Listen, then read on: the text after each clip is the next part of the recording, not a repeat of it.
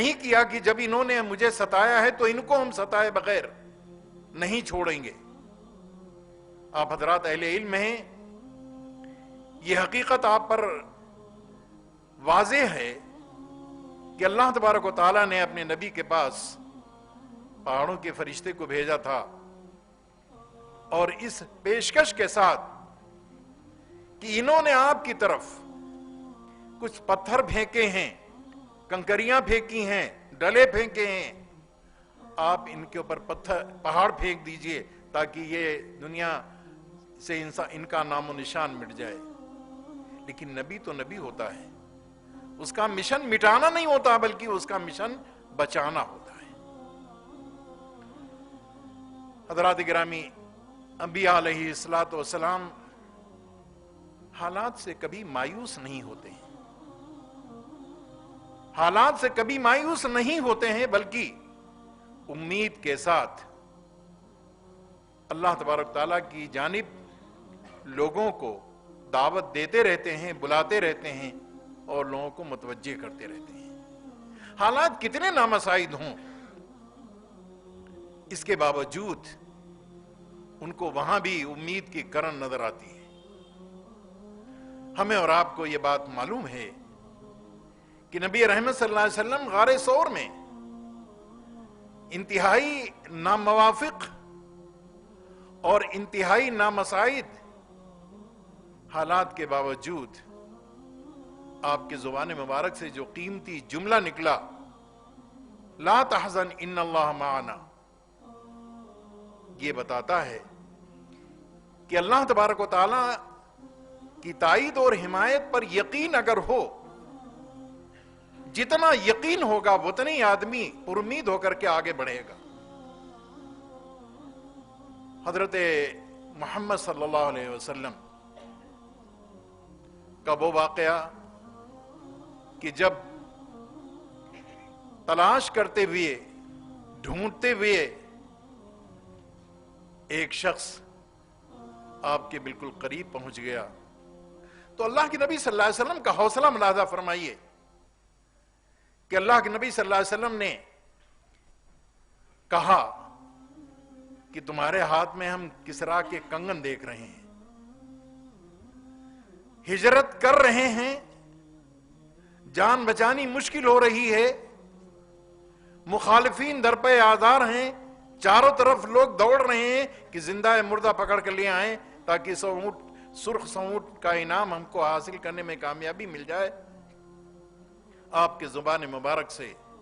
یہ جملہ نکلتا ہے، گویا کہ نبی کی شان یہ ہوتی ہے کہ وہ کبھی مایوس نہیں ہوتا ہے،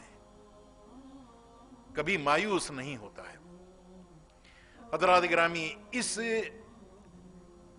چند مثالوں کے ذریعے سے ہمیں اور آپ کو ایک بات اور بھی سامنے آتی ہے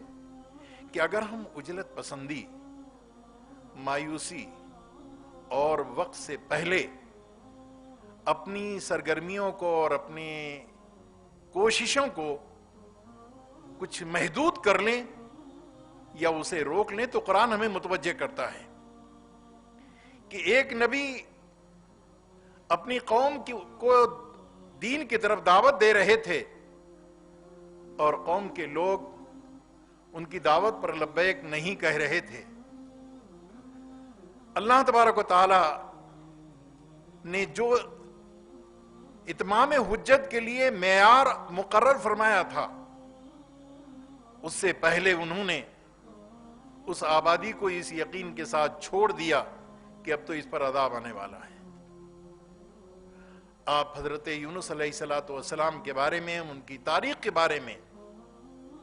قرآن نے جس انداز سے بیان فرمایا ہے وہ آپ کے سامنے ہے کہ اللہ تبارک تعالیٰ نے سیدنا حضرت یونس علیہ السلام کے ساتھ تربیت، تزکیہ اور رہتی دنیا تک بالخصوص داعیان حق کو، اس مشن کے ذمہ داروں کو متوجہ کیا کہ تمہیں نہ عجلت پسندی سے کام لینا چاہیے اور نہ مایوسی کا شکار ہونا چاہیے، تسلسل کے ساتھ تمہیں کام کرتے رہنا چاہیے۔ جس انداز سے حضرت یونس علیہ السلام کو جن ادوار سے گزارا گیا، قرآن میں اس کی نشاندہی کی گئی ہے اور تفصیل بیان کیا گیا ہے۔ حضرات گرامی، اب آئیے اس مشن کے جو وارثین ہیں، ان وارثین کو کیا کرنا چاہیے، یعنی ہمیں اور آپ کو۔ ایک سادہ سی بات ہے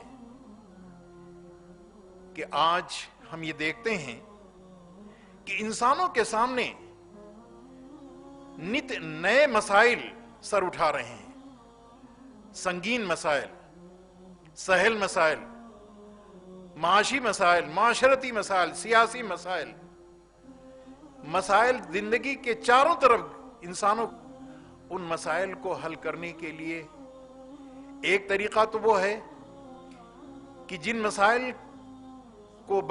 مسائل کے حل کرنے کے لیے جو طریقے اختیار کیے انسانوں نے، دانشوروں نے،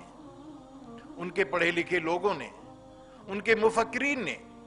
اس مسئلے کو اس طریقے سے حل کر لیا جائے تو کامیابی ہو جائے گی۔ لیکن آپ دیکھ رہے ہیں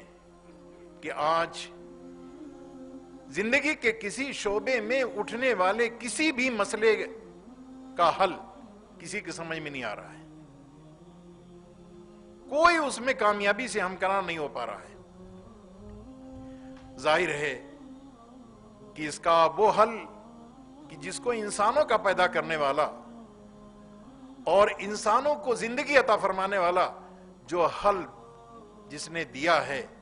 اس حل کی واقفیت ان لوگوں کو ہے جن کو علماء کہا جاتا ہے، جن کو وارثین انبیاء کہا جاتا ہے۔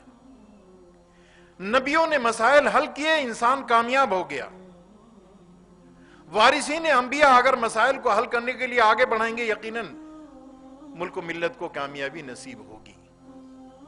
اس میں کرنا یہ ہوگا کہ ان خوبیوں کو پیدا کرنا ہوگا کہ جو اس راہ میں کام کرنے والے لوگوں کے لیے ضروری ہے۔ میں اگر یہ عرض کروں تو آپ برا نہ مانیں گے کہ آج ہم نے علم دین کو ذریعہ معاش بنا لیا ہے۔ جب ہم